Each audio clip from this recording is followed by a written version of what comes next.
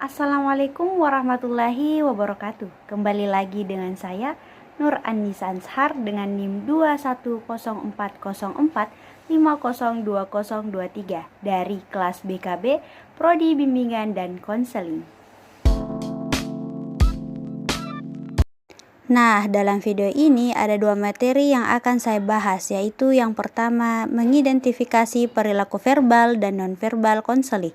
Jadi, dalam situasi konseling, perilaku verbal dan nonverbal konseling dapat dijadikan indikator keseriusan konseling mengikuti proses konseling. Tanda-tanda perilaku tersebut harus terbaca oleh konselor agar ia mudah mengarahkan proses konseling. Perilaku verbal adalah perilaku yang berwujud kata-kata, sedangkan perilaku nonverbal merupakan perilaku yang tidak berwujud kata-kata. Akan tetapi, berupa gerak-gerik, bahasa tubuh merupakan indikator yang dianggap paling jujur dibandingkan dengan perilaku verbal, karena perilaku nonverbal tersebut tidak bisa berbohong tentang apa yang sedang dialami oleh seseorang. Misalnya seperti ekspresi wajah, merupakan wujud perasaan yang sedang dialami dan orang tersebut tidak bisa berpura-pura tentang perasaannya tersebut. Nah, adapun berikut perilaku verbal dan nonverbal konseling yaitu terbagi atas 11 bagian. Yang pertama, adanya verbal, yaitu mau bicara, tidak mau bicara, bicara lancar, tersendat-sendat, banyak bicara, sedikit bicara, bicara gugup, bicara normal, suara lembut atau normal, dan suara keras atau kecil. Lalu yang kedua adanya senyum. Kategori ada senyum tapi tidak senyum, spontan, dibuat-buat, ikhlas atau semu, tepat waktu atau tidak tepat waktu. Lalu yang ketiga adanya kontak mata, yang dimana kategorinya ada kontak mata atau tidak ada kontak mata. Lalu terus-menerus atau tidak sepintas atau kadang-kadang. Lalu yang keempat adanya ekspresi wajah, yang dimana kategorinya cerah atau kusam, rileks atau tegang, gembira atau sedih, dan bercahaya atau pucat. Lalu yang kelima adanya gerak-gerik tangan, yang dimana kategorinya ada gerak-gerik atau tidak ada gerak-gerik. Lalu yang keenam adanya posisi duduk, kategorinya rileks atau santai atau kaku. Lalu mendekat bersahabat atau menjauh tidak bersahabat. Lalu adanya spontan atau tidak spontan. Serta yang ketujuh adanya anggukan kepala, yang dimana kategorinya ada anggukan kepala atau tidak ada anggukan. Lalu yang kedelapan adanya telapak tangan, yang dimana hangat atau dingin, normal atau berkeringat. Lalu yang kesembilan adanya rambut, kategorinya rapi atau kusut, sesuai aturan atau menyimpang. Lalu yang ke-10 menangis, kategorinya disertai menangis atau tidak menangis.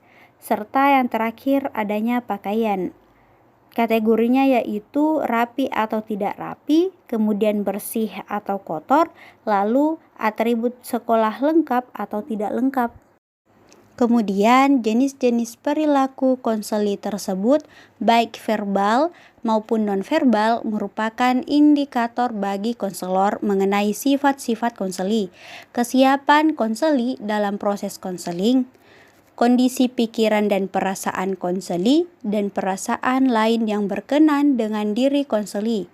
Konselor harus peka atau sensitif dalam melihat dan menafsirkan tanda-tanda perilaku konseling, baik verbal maupun itu nonverbal.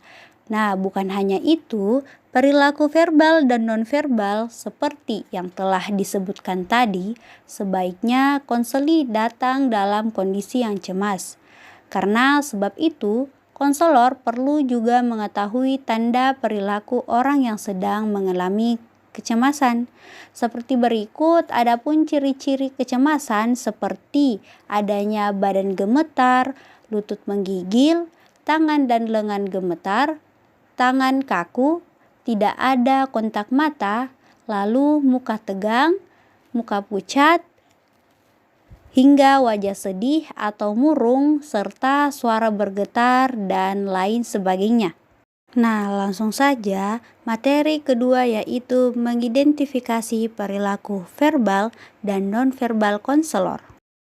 Perilaku verbal dan nonverbal konselor dalam situasi konseling bertujuan untuk meningkatkan kualitas hubungan dengan konseli yang pada gilirannya dapat meningkatkan efektivitas konseling.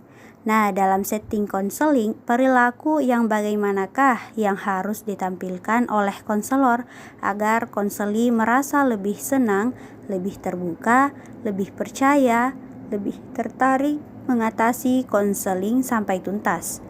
Berikut ini perilaku konselor yang harus ditampilkan adalah perilaku nonverbal konselor yang bersifat positif meliputi senyuman, anggukan kepala, dan kontak mata yang konstan.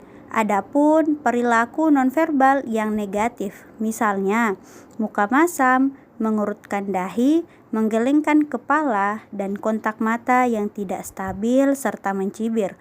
Kualitas hubungan konselor juga dengan konseli kurang baik jika konselor bersandar dan melipat tangan, gelisah, melihat jauh, atau sampai sering melihat jam.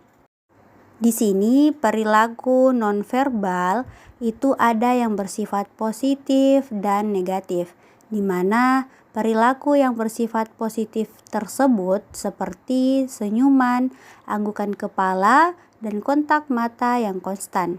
Lalu sedangkan perilaku nonverbal yang bersifat negatif tersebut seperti muka masam, mengerutkan dahi, menggelengkan kepala, dan kontak mata yang tidak stabil serta mencibir. Lalu sebagai konselor, perilaku nonverbal yang harus ditampilkan adalah perilaku yang positif. Menurut Barak dan kawan-kawan tahun 1982 menggolongkan tingkah laku nonverbal konselor menjadi 3 bagian, yaitu yang pertama tingkah laku responsif atau tidak responsif. Lalu yang kedua adanya jenis atau tingkatan bahasa, serta yang ketiga adanya jenis pakaian. Adapun jenis tingkah laku nonverbal konselor terbagi atas 3 bagian. Yang pertama adanya tingkah laku responsif. Klasifikasinya seperti wajah ekspresif dengan senyuman, disertai gerak-gerik, lalu disertai anggukan kepala. Lalu kemudian adanya tingkah laku tidak responsif seperti wajah tidak ekspresif, lalu tanpa senyuman, kemudian tanpa gerak-gerik, tanpa adanya anggukan kepala, dan badan pun condong ke belakang. Lalu jenis tingkah laku yang kedua yaitu bahasa. Klasifikasinya itu seperti bahasa profesional dan bahasa awam. Lalu yang ketiga jenis tingkah laku yaitu pakaian. Klasifikasinya seperti pakaian formal dan pakaian tidak formal sehari-hari. Claiborne pada tahun 1979 menyimpulkan tingkah laku nonverbal responsif konselor menghasilkan persepsi konseli terhadap keahlian, daya tarik, dan sikap dapat dipercaya lebih tinggi kepada konselor daripada tingkah laku nonverbal yang tidak responsif. Lalu penelitian Barak dan kawan-kawan tahun 1982 menyimpulkan adanya pengaruh yang signifikan tingkah laku nonverbal responsif, jenis tingkat bahasa, dan pakaian konselor terhadap persepsi konseli tentang keahlian dan daya tarik konselor. Nah, konselor juga dinilai sebagai ahli bila menampilkan tingkah laku yang nonverbal, yang responsif, menggunakan bahasa profesional, dan memakai pakaian resmi. Penelitian mereka juga menyimpulkan bahwa tingkah laku nonverbal yang responsif, penggunaan bahasa orang yang awam, dan penggunaan pakaian resmi akan menghasilkan penilaian daya tarik yang lebih tinggi bagi konseli.